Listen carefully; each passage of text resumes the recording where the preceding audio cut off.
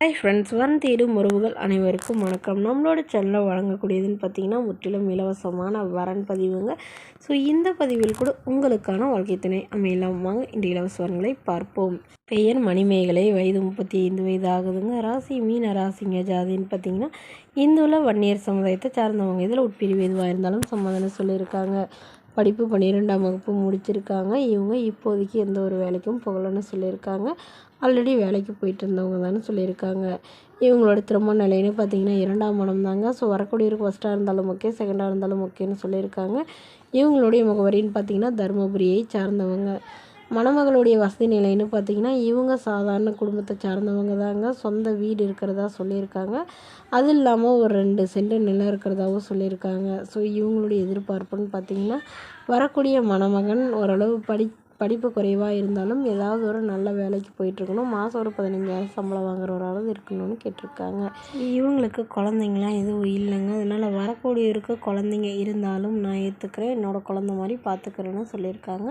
So இப்போ இவங்களுடைய எதிர்பார்ப்புன்னு பார்த்திங்கன்னா மணமகளுடைய அப்பா தன்னுடைய பொண்ணுக்கு ஒரு 5 சவரன் நகை போடுறதா சொல்லியிருக்காங்க. மற்றபடி பெருசாக எங்களால் எதுவும் செய்ய முடியாதுங்க. ஏன்னா எங்களுக்கு இன்னும் இருக்கிறது 2 பொண்ணுங்க இருக்காங்க. திருமணமாகாத ஒரு பெண்ணும் இருக்கிறதா சொல்லியிருக்காங்க.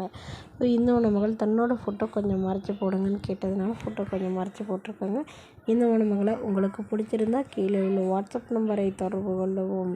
அடுத்த வரன் பெயர் பார்த்தீங்கன்னா கண்மணி, வயது 38 வயது ஆகுதுங்க. ராசி மீனம் ராசிங்க. ஜாதின்னு பார்த்தீங்கன்னா இந்துவில் வன்னியர் சமுதாயத்தை சார்ந்தவங்க. இதில் உட்பிரிவு எதுவாக இருந்தாலும் சம்மதம்னு சொல்லியிருக்காங்க.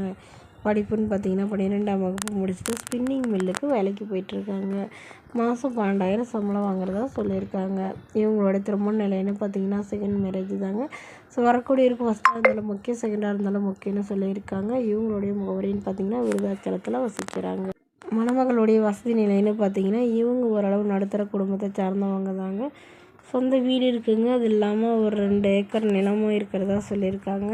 அது விவசாயம் பார்க்க முடியாதுங்க, மேட்டுக்காடுங்கிற மாதிரி சொல்லியிருக்காங்க.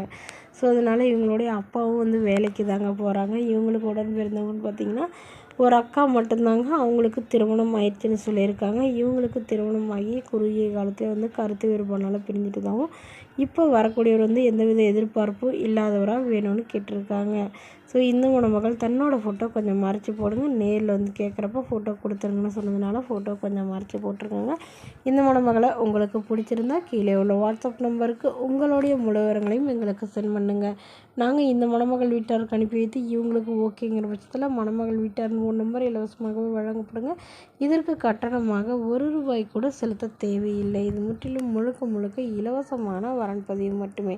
இதுபோன்ற இலவசங்களை உடனுக்குடனே உங்களுடைய ஃபோன்லேயே தெரிஞ்சுக்கணும். நம்மளோட சேனலை சப்ஸ்கிரைப் பண்ணிக்கோங்க. தேங்க்யூ.